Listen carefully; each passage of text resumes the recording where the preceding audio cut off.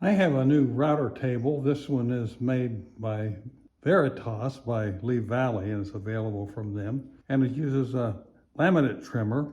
And the one I have in there is an odd brand. It's called a Rocky 30.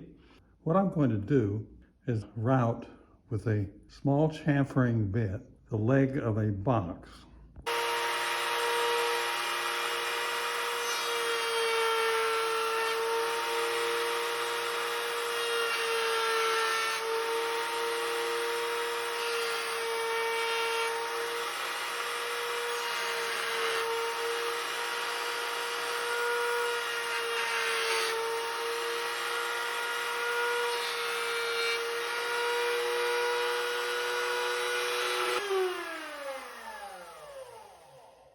It has clamps on both sides, which mount it firmly to the bench top.